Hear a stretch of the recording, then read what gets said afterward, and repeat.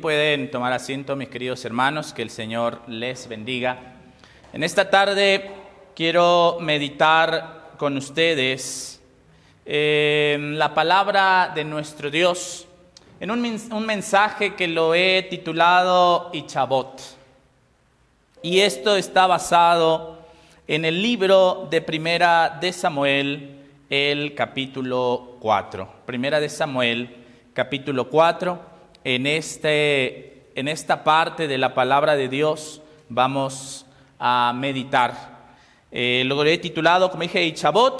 Es una historia que sin duda conocemos, es una historia que sin duda hemos escuchado, hemos analizado, y es una historia por demás maravillosa que nos ayuda a comprender, hermanos, lo que Dios quiere hacer con nosotros, y mejor dicho, el mal también que nosotros podemos acarrear cuando no estamos haciendo las cosas como Dios quiere, cuando no hacemos las cosas como Dios manda.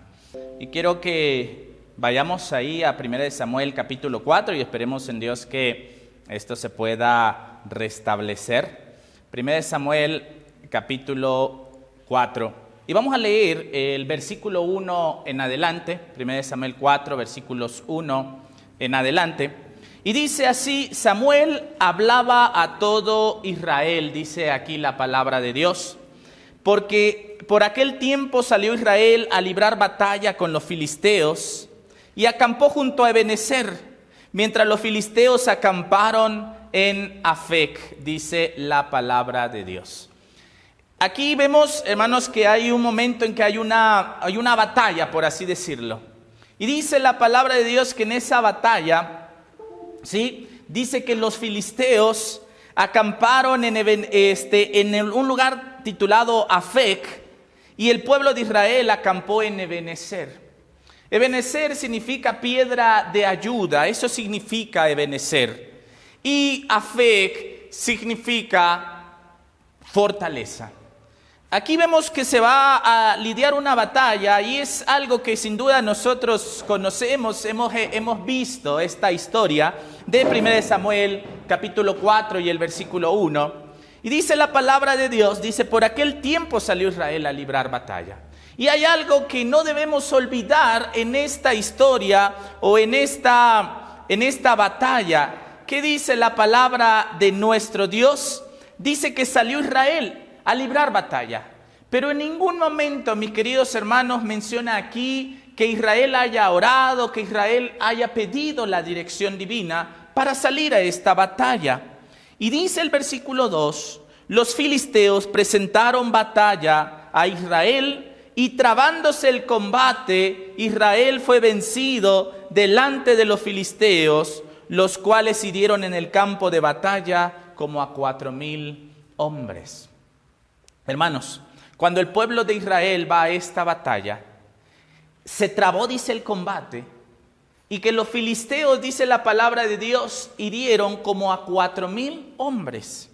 Ahora, 4,000 nos pueden parecer bastantes personas, 4,000 nos pueden parecer muchos, pero cuando veamos el final de esta batalla, cuando veamos la conclusión de la batalla, nos daremos cuenta que 4,000 fueron realmente muy pocos. Ahora, ¿qué fue lo que sucedió? ¿Qué fue lo que estaba pasando?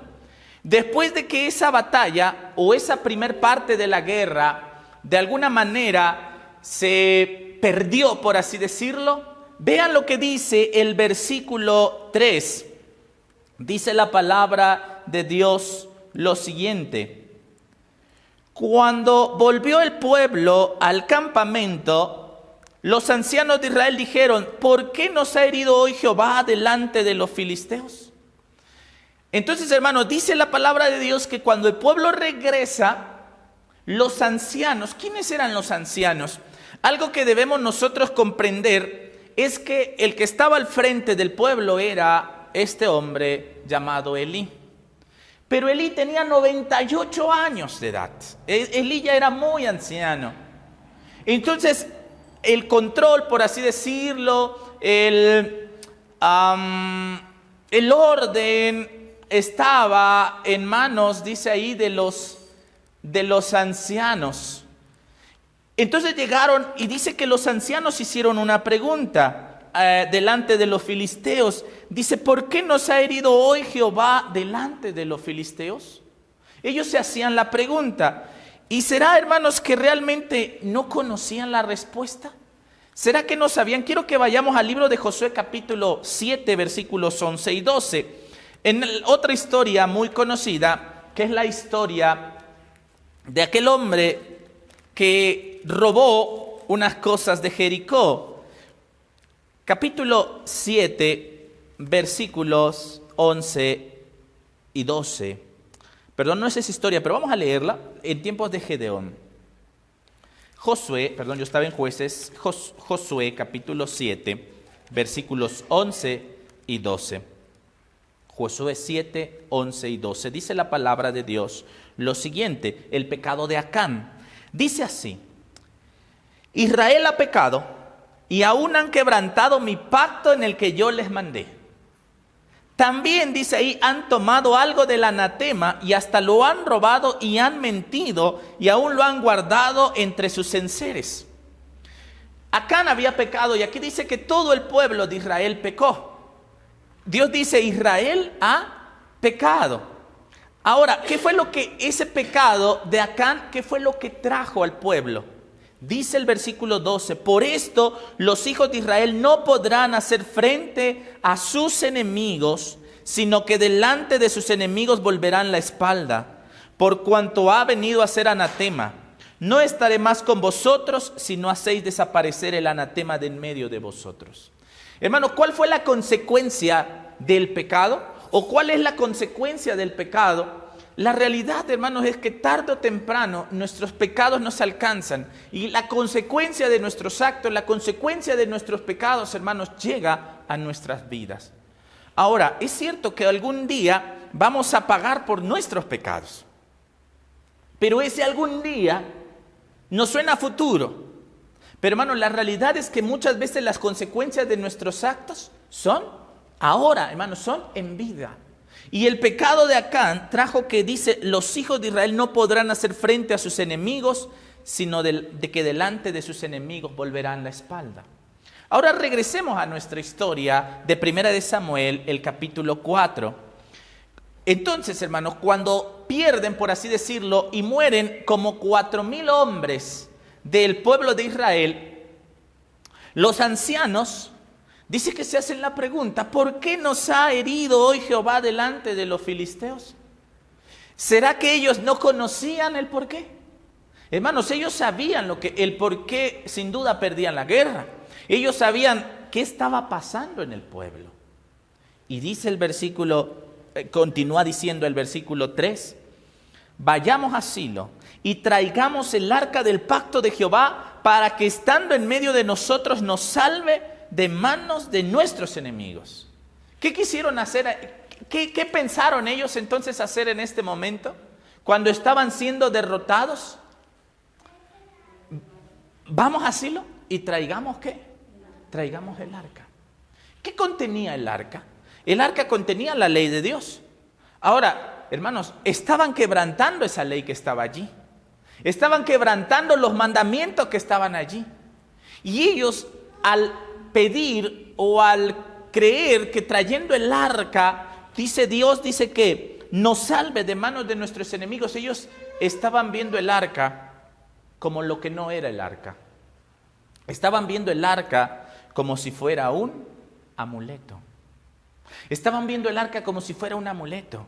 Y dice Patriarcas y Profetas, en la página 632, quiero compartirle lo que dice este libro maravilloso, 632, dice así, el Señor no había dado orden ni permiso de que el arca fuese llevada al ejército.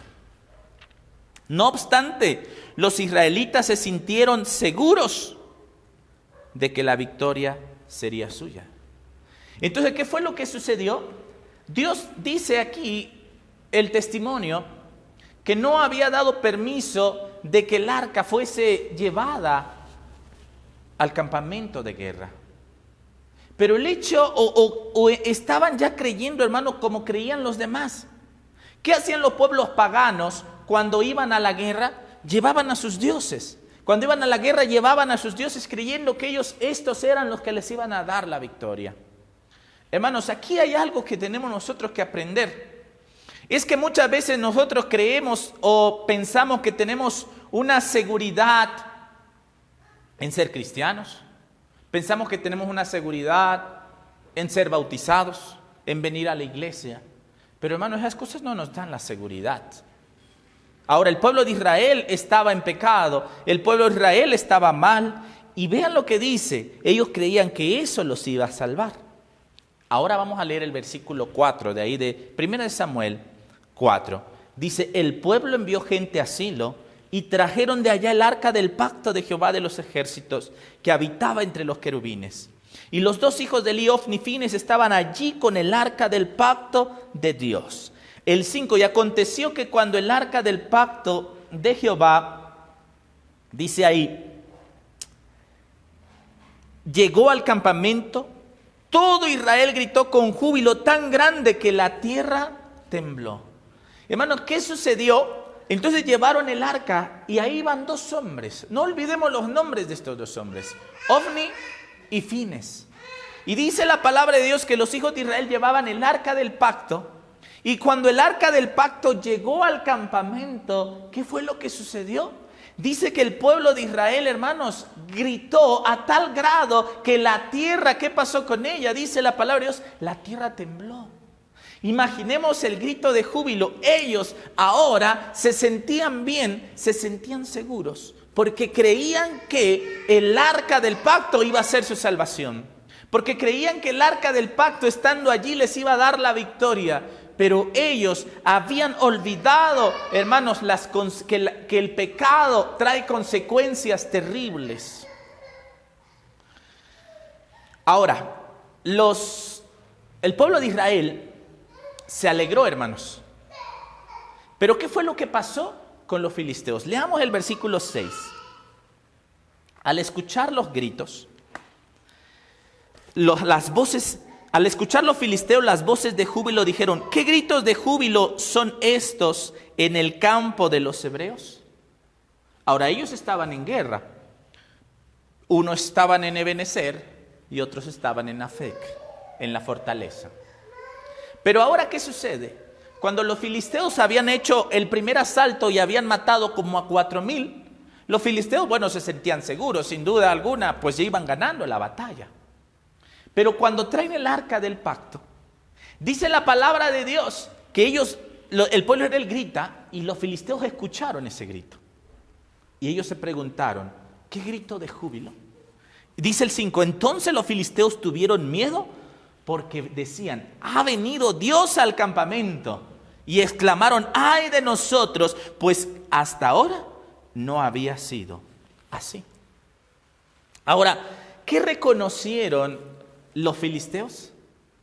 Dijeron, ha venido Dios al campamento. Ahora los filisteos estaban como que más interesados quizás. Ellos creían que lo que ellos normalmente hacían, de que llevaban sus dioses, de que llevaban sus instrumentos, creían que eso pasaba con el pueblo de Israel. Entonces, cuando supieron que el arca del pacto había llegado, dijeron, ha venido Dios. Pero miren, hermanos, ellos hicieron una pregunta y también tuvieron una resolución. Dice el versículo 8, ¡ay de nosotros! ¿Quién nos librará de estos dioses poderosos? Estos son los dioses que hirieron a Egipto con toda clase de plagas en el desierto. Ellos hicieron una pregunta. ¿Quién nos librará de mano de estos dioses poderosos? Ellos también, hermanos, como era costumbre de ellos creían que esos objetos, ahí iba Dios. Los filisteos, hermanos, eran paganos. Y los filisteos esa costumbre tenían. Pero noten en qué había caído el pueblo de Israel, en la misma costumbre. En creer que llevar el objeto, en creer que llevar esto o aquello, hermanos, les daba la seguridad. Mucha gente, hermanos, cree que el tener la Biblia abierta en el Salmo fulano, en su casa, les da la seguridad. ¿Y de qué sirve tener la Biblia abierta? ¿De qué me sirve a mí tener la Biblia en mi casa si no la leo? Hermanos, no sirve de qué. Hermanos, no sirve de nada. Hermanos, espero no me malinterpreten. Pero tener una Biblia en mi casa no me sirve de nada. Es más, yo tengo como 6 o 7 Biblias en mi casa. ¿De qué me sirven? Hermanos, esto es papel. Es papel. Ahora, se torna palabra viva, como dice Hebreos, porque la palabra de Dios es más cortante que toda espada de 2 filos. ¿Pero cuándo? Cuando la leemos, hermanos, cuando la vivimos. Porque yo puedo tener ahí la Biblia, hermanos, de nada sirve. El pueblo de Israel tenía ahí el arca del pacto, hermanos, y de nada les servía si no obedecían la ley de Dios. De nada les servía ahí. Entonces, hermanos, ahora los filisteos dijeron, cuando vino el arca del pacto, dijeron, ay de nosotros.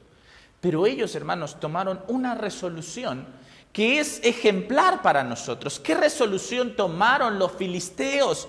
Vean lo que dice el versículo 9. Esforzaos, filisteos, y sed hombres, para que no sirváis a los hebreos como ellos os han servido a vosotros. Sed hombres y pelead. ¿Qué resolución tomaron? Esforzaos y sed hombres. Ahora miren, los filisteos sintieron que iban a perder la batalla. Los filisteos dijeron, ¿qué va a pasar de nosotros? ¡Ay de nosotros! Porque han venido estos dioses poderosos, dijeron ahí. Pero ellos, hermanos, tomaron una firme decisión. Y es algo bueno que tuvieron los filisteos, la cual nosotros tenemos que aprender. Ellos dijeron, esforzaos y sed hombres, para que no sirváis a los hebreos como ellos os han servido a vosotros. Sed hombres y pelead. Hermanos, los filisteos tomaron una resolución y dijeron, ¿vamos a qué? Vamos a pelear. ¿Por qué? Porque, hermanos, en la vida de guerra hay 2 cosas. O peleas con todo y te mueres peleando, o ganas peleando, o peleas mediocremente y pierdes. Ahora, ¿cómo es nuestro cristianismo, hermanos? Muchos de nosotros tenemos un cristianismo a medias, un cristianismo mediocre, de labios para afuera. Hermanos, y muchos estamos aquí dentro de la iglesia, siendo miembros de iglesia, y nos vamos a perder. Aunque guardemos el sábado, aunque guardemos la ley, aunque creamos que somos el pueblo del arca, nos vamos a perder. ¿Por qué? Porque no tenemos la resolución que tuvieron los filisteos, que dijeron, esforzaos filisteos y sed hombres. Cada uno de nosotros tiene que tomar la resolución de no ser un cristiano a medias.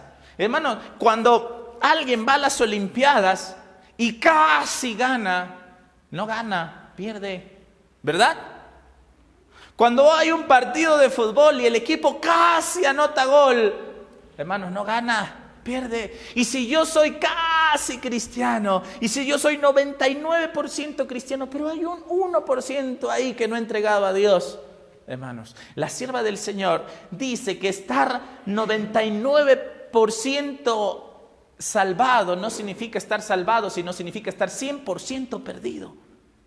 Entonces muchas veces nosotros como cristianos no ponemos ese empeño. Los filisteos, al ver que el pueblo de Israel había traído sus dioses, dijeron, esforcémonos ser hombres y no vamos a servirle. Ellos preferirían morir en la batalla que hacerse esclavos del pueblo de Israel. Hermanos, nosotros como cristianos es preferible morir, la muerte antes que el deshonor. ¿Y a veces qué? Hermanos, somos cristianos a medias. Somos cristianos que a medias. Y dice el versículo 10, miren lo que sucedió. Pelearon pues los filisteos e Israel fue vencido. Cada cual huyó a su tienda y hubo una grande mortandad, pues cayeron de Israel 30,000 hombres de a pie. Hermanos, si pensábamos que 4,000 eran muchos, ahora esto fue una carnicería, hermanos. 30,000 hombres de a pie. Y sucedió una tragedia. ¿Cuál fue la tragedia que sucedió? Dice la palabra de Dios, el versículo 11, el arca de Dios fue tomada y murieron los 2 hijos de Eli, Ofni y Fines. ¿Qué pasó con el arca? Dice que el arca de Dios fue ¿qué? El arca de Dios fue tomada. Leo lo que dice aquí. Patriarcas y Profetas, este libro muy bonito, se los recomiendo, en la página 632. Es un comentario inspirado, dice así: había caído sobre Israel la calamidad más horrorosa que pudo haberle ocurrido. El arca de Dios había sido tomada y estaba en posesión del enemigo. ¿Qué había pasado? Que el arca de Dios había sido ¿qué? Tomada, como lo leíamos ahí, no dice otra cosa más que lo que la Biblia dice. Pero esta era una calamidad, hermanos. El enemigo se había robado el arca. El enemigo se había robado aquel objeto en el cual Dios se manifestaba. Continúo leyendo. La gloria se había apartado ciertamente de Israel cuando fue quitado de su medio el símbolo de la presencia permanente de Jehová y de su poder. Aquí hay algo que debemos nosotros notar bien interesante. Dice que la gloria de Dios se había apartado de Dios. La gloria de Dios se había apartado de Dios. El momento en el que el arca fue tomada, hermanos, la gloria de Dios se apartó. Ahora la pregunta es, ¿cuántas veces, hermanos, nosotros no hemos apartado la gloria de Dios con nuestro comportamiento? ¿Cuántas veces no hemos alejado la gloria de Dios de la casa, de la iglesia, por nuestro cristianismo barato, por nuestro cristianismo mediocre, por no tomar resoluciones firmes? El libro de Jueces dice que cuando fue la batalla, en tiempos de Débora, dice que los de Rubén tomaron firmes decisiones. Hermanos, ahora el pueblo, por estar claudicando, por estar pecando, había sucedido esto. Hermanos, aquí se demostró algo. El pecado y la iniquidad no quedan impunes, hermanos. Vamos a lo que dice el capítulo 2, versículo 12 en adelante, de ahí de Primera de Samuel. Hermanos, noten lo que dice ahí, 2:12 en adelante. Ofni y Fines habían muerto. Ellos eran sacerdotes. Y dice el versículo 2:12 en adelante: los hijos de Eli eran hombres impíos que no tenían el conocimiento de Jehová. Dice ahí la palabra de Dios, los hijos de Eli eran hombres ¿qué? Impíos, que no tenían el conocimiento de Jehová. ¿Qué quiere decir esto? Ahora, pero si estaban de sacerdotes, si tenían el puesto de sacerdotes, ¿por qué dice que eran impíos? ¿Qué es una persona impía? Una persona impía es aquella persona que no tiene respeto por lo sagrado. Una persona impía es aquella que es de la iglesia, que conoce de Dios, que sabe de Dios, que es cristiana, que ha leído la Biblia, pero no respeta lo que ha leído. Entonces, hermanos, cuando nosotros somos cristianos a medias, cuando nosotros somos cristianos mediocres, que cuando está la iglesia, cuando está el congreso, cuando está la reunión, tenemos un matrimonio perfecto, tenemos un cristianismo perfecto, yo sí obedezco, yo sí vivo la reforma en la indumentaria, la reforma pro salud, pero cuando no nos ven, hermanos, dice que estos hijos de Eli, dice, eran hombres impíos que no tenían ¿qué? Conocimiento de Jehová. ¿Y qué era lo que hacían? Vamos al versículo 17. Bueno, ellos abusaban del pueblo, ellos pedían de más, ellos se acostaban con las mujeres ahí, siendo los sacerdotes. Y dice el versículo 17, así pues el pecado de estos ayudantes era muy grande ante Jehová, porque menospreciaban las ofrendas de Jehová. ¿Qué empezó a suceder a causa del pecado de estos hombres? Hermanos, la gente empezó a menospreciar lo sagrado. Muchas veces, hermanos, cuando la gente nos ve a nosotros, en lugar de que decidan acercarse a Dios, ¿qué pasa? Hermanos, los alejamos. Muchas veces con mi trato que les doy a otros, muchas veces con mis palabras que les doy a otros, en lugar de acercar a la gente, la estamos ¿qué? Hermanos, dijo Jesús, hay del mundo y por los tropiezos, porque es necesario que vengan tropiezos, pero hay de aquel por el cual venga ¿qué? el tropiezo. Mejor fuera, dice, que se amarrara una piedra de molino y fuera echado ¿a dónde? A la mar. Hermanos, estos hombres eran impíos. Y leo lo que dice Patriarcas y Profetas 623. Dice aquí lo siguiente: esta irreverencia por parte de los sacerdotes no tardó en despojar los servicios de su significado santo y solemne, y el pueblo menospreciaba los sacrificios de Jehová. Ya no conocían el gran sacrificio antitípico hacia el cual debían mirar. Era pues el pecado de los mozos muy grande delante de Jehová. Mucha gente, llena de indignación por la conducta de Ofni y Fines, dejó de subir al lugar señalado para el culto. ¿Qué fue lo que provocó? Que mucha gente dejara de ir a la iglesia. Ahora la pregunta es, ¿cuántas veces por mi comportamiento mucha gente ha dejado de venir a la iglesia? Muchas de nuestras iglesias están vacías, pero no porque la gente no quiera venir, sino porque yo he corrido a la gente. Porque por mi comportamiento, porque por mi trato, hermanos, se ha alejado a la gente. Esto pasó. Y la realidad, hermanos, es que el pecado no quedará impune. No quedará impune, hermanos, el pecado. Así el servicio que Dios había ordenado fue menospreciado y descuidado, porque estaba asociado con los pecados de los hombres impíos, mientras que aquellos cuyos corazones se inclinaban hacia el mal, se envalentonaron en el pecado. Hermanos, qué triste la situación y la condición. Ahora el pueblo de Israel, hermanos, estaba padeciendo ¿a causa de qué? A causa de los pecados de los líderes. Y alguien puede decir, bueno, lo bueno que yo no soy líder. Hermanos, pero cada uno de nosotros, dice Primera de Pedro, que somos sacerdotes.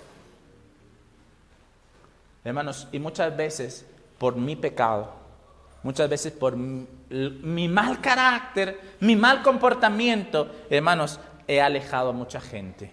O es más, muchas veces allá afuera, con mis vecinos o con la gente que me conoce, ya no podemos hablarle del evangelio, porque dicen, para ir a la iglesia donde está el hermano, ese vecino Jonathan, ¿para qué voy? Hermanos, la gente ya no quería de Dios. Y ahora ellos creían que tener el arca del pacto ahí, iba a darles la seguridad, y eso trajo una calamidad, trajo, hermanos, una tragedia al pueblo. Regresemos a nuestra historia, hermanos. ¿Qué fue lo que sucede? Para no alargarme tanto, dice la palabra de Dios, ahí desde el versículo 12, dice que un hombre de Benjamín salió corriendo del campo de batalla y llegó a Silo. Dice que sus vestidos estaban rotos, ¿sí? Dice que llega a ese lugar y Elí, que tenía, dije, ¿cuántos años? Tenía 98 años. Y estaba gordito Elí, estaba sentado en su silla, viendo hacia allá, esperando. Y dice el versículo que su corazón de Elí temblaba cerca del arca de Dios. Vino pues aquel hombre a la ciudad y al dar las noticias, toda la ciudad gritó. Hermanos, así como el pueblo o los soldados habían gritado cuando llegó el arca, de júbilo, hermanos, ahora el grito ¿de qué era? Ahora el grito ya no era de júbilo. Hermanos, ahora era un grito de lamentación. Ahora era un grito en donde ellos comprendían que era una calamidad, que era una desgracia lo que había sucedido. Cuando Elí, dice el 14, oyó el estruendo de la gritería, preguntó, ¿por qué hay tanto alboroto? Aquel hombre vino deprisa, dio las noticias a Elí. Ya tenía 98 años de edad y sus ojos se habían oscurecido de modo que no podía ver. Dijo pues aquel hombre Elí, vengo de la batalla, he escapado del combate. ¿Qué ha acontecido, hijo mío?, le preguntó Elí. Y el mensajero respondió, Israel huyó delante de los filisteos y hubo gran mortandad entre el pueblo. Han muerto también tus dos hijos Ofni y Fines, y el arca de Dios ha sido tomada. Hermanos, ¿qué fue lo que sucedió en ese momento? Dice la palabra de Dios, el versículo 18, cuando el mensajero hizo mención del arca de Dios, Elí cayó de su silla hacia atrás, al lado de la puerta, se desnucó y murió, pues era hombre viejo y pesado. Había sido juez en Israel durante 40 años. Ahora, hermanos, murió el sacerdote, o el sumo sacerdote, murieron los sacerdotes. Esto no quiere decir que el pueblo quedó sin sacerdote, porque Dios ya tenía un sacerdote que era Samuel. Pero a lo que quiero llegar, hermanos, es que la impunidad, el pecado, como había dicho hace un momento, tarde o temprano tiene consecuencias. Hermanos, Elí había sido indulgente con sus hijos. Elí había sido permisivo con sus hijos. Elí conocía lo que sus hijos hacían, hermanos, pero no había hecho algo. Muchas veces nosotros vemos el pecado, hermanos, ya sea de nuestra familia, o ya sea que vemos el pecado en la iglesia y muchas veces no hacemos nada.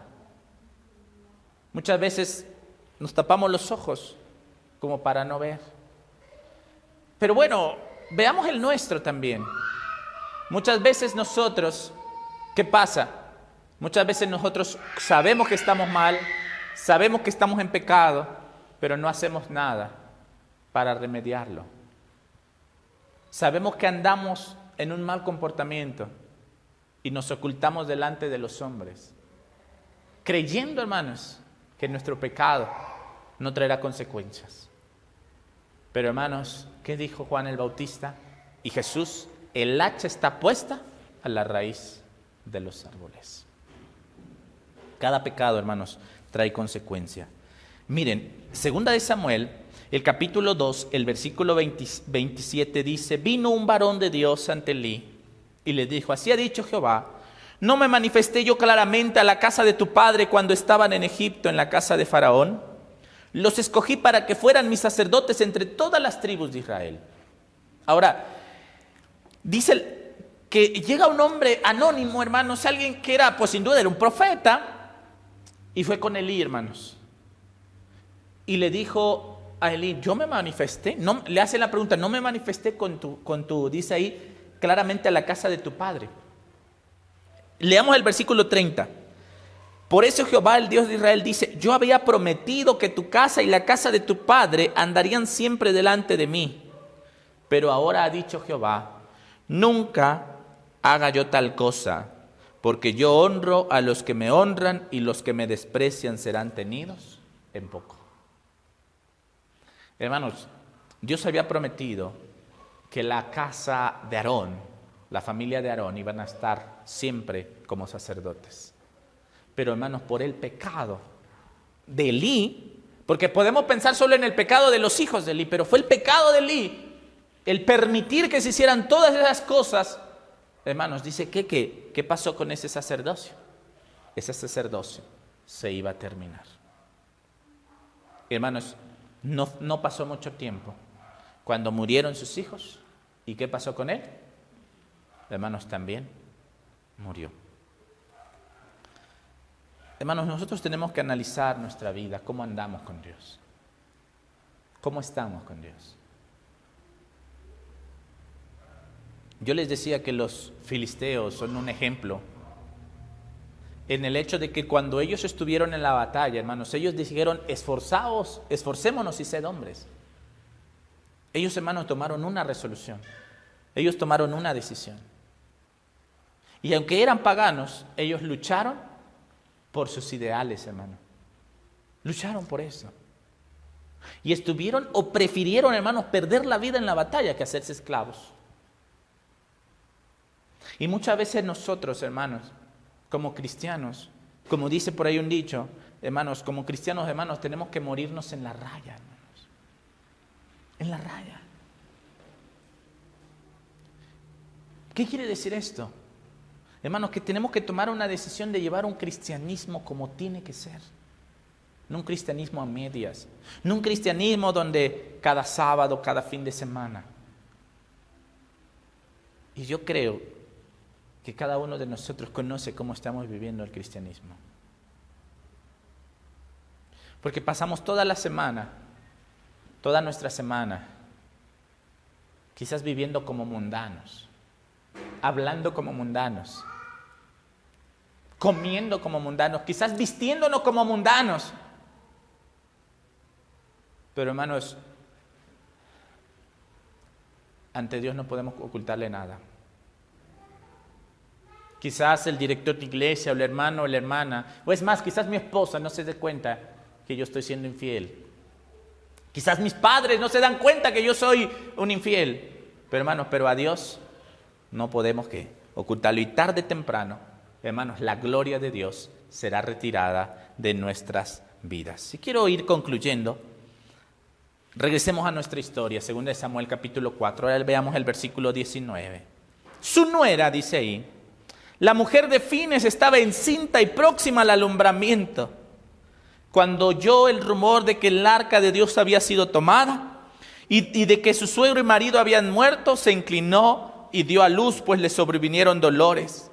De repente, dice aquí la palabra de Dios, que de pronto, hermanos, dice que se sobrevinieron dolores a esta mujer y empezó labor de parto. Al tiempo que moría, las que estaban junto a ella le decían: no tengas temor, porque has dado a luz un hijo. Pero ella no respondió ni se dio por enterada. Y el hijo nació. Y dice el versículo 21, y llamó al niño Icabod, diciendo: la gloria ha sido desterrada de Israel por haber sido tomada el arca de Dios y por la muerte de su suegro y de su marido. Dijo pues: la gloria ha sido desterrada de Israel porque había sido tomada el arca de Dios. De aquí toma nombre mi tema, Icabod. Icabod quiere decir la gloria se alejó. Ese niño así se llamaría, la gloria se alejó. Llevando en su nombre, llevando esa historia triste, cuando la gloria de Dios se alejó. Hermanos, nosotros tenemos que hacer todo para que la gloria de Dios no se vaya de nuestra vida. Hermanos, tenemos que hacer todo para que no anochezca nuestra alma. Jesús dijo: todo pecado y blasfemia será perdonado a los hombres, pero la blasfemia contra el Espíritu Santo no será ¿qué? ¿Y qué es el pecado contra el Espíritu Santo? Hermanos, es el pecado que endurece el corazón a los llamados de Dios. Hermanos, cuando Dios nos habla, cuando Dios nos invita, cuando Dios nos busca, por medio de un pastor, por medio de un hermano, de una hermana, por medio de la Biblia, por medio de un sermón, y nosotros hacemos caso omiso, hermanos, esa voz poco a poco se va, ¿qué? Hermanos, se va silenciando hasta que esa voz ya no sé qué, ya no se escucha. Hermanos, nosotros muchas veces estamos dejando de escuchar la voz de Dios. La gloria se está ¿qué? Se está alejando. Pero tenemos que orar como el salmista David: no quites de mí tu santo ¿qué? Tu santo Espíritu. Esa tiene que ser, hermanos, nuestra oración. Y quiero que vayamos al libro de Lamentaciones, capítulo 3. Y quiero concluir leyendo este texto y leyendo otro testimonio. Lamentaciones, capítulo 3, el versículo 39 al 41. Dice la palabra de Dios así: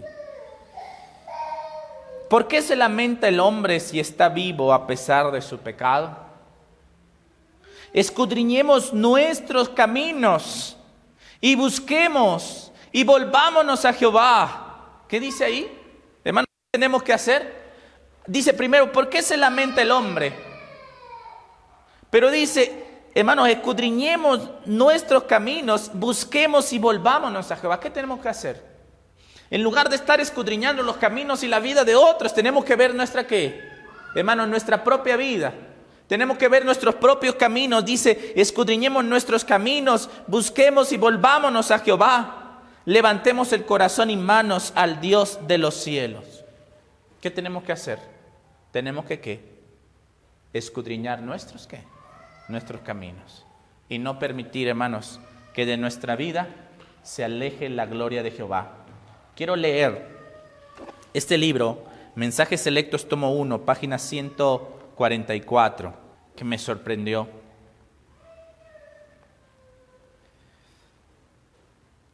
Dice, de cada miembro de la iglesia debe brillar una luz constante ante el mundo. De modo que no sea inducido a preguntar, ¿qué hace más esta gente que los otros? Puede haber y debe haber un alejamiento de la conformidad con el mundo. ¿Qué dice ahí? Que debe haber un alejamiento de la conformidad con el mundo. Un apartarnos de toda apariencia de maldad, de modo que no se dé ninguna oportunidad a los adversarios. ¿Qué tenemos que hacer? Apartarnos de toda apariencia de maldad, de modo que Satanás no tenga ninguna ¿qué? Hermano, no tenga ninguna oportunidad. Y luego dice más adelante, no podemos escapar de los reproches. Vendrán, pero debemos ser muy cuidadosos de que no seamos reprochados por nuestros propios pecados y desatinos, sino por la causa de Cristo. ¿Por qué nos reprocha la gente? Hermanos, que nos reprochen porque guardemos el sábado, que me reprochen porque no tenemos imágenes, pero que nos reprochen por nuestro mal comportamiento, hermanos, ese es un problema. Hermanos, que nos persigan por guardar la ley y no que me persigan por mi mala vida. Y dice al final, no hay nada que Satanás tema tanto como que el pueblo de Dios despeje el camino, quitando todo impedimento, de modo que el Señor pueda derramar su espíritu sobre una iglesia decaída y una congregación impenitente. ¿Qué dice ahí? No hay nada que Satanás tema tanto como que se despeje ¿qué? El camino. Hermano, despejemos el camino. Que no haya nada que estorbe. Que no haya nada, hermanos, que nos aleje de la verdad. Cada uno tiene sus luchas, cada uno tiene sus dificultades, pero hermanos, despejemos el camino. No permitamos que la gloria de Jehová se aleje de nosotros. Que el Señor nos bendiga. Es mi deseo en oración. Amén.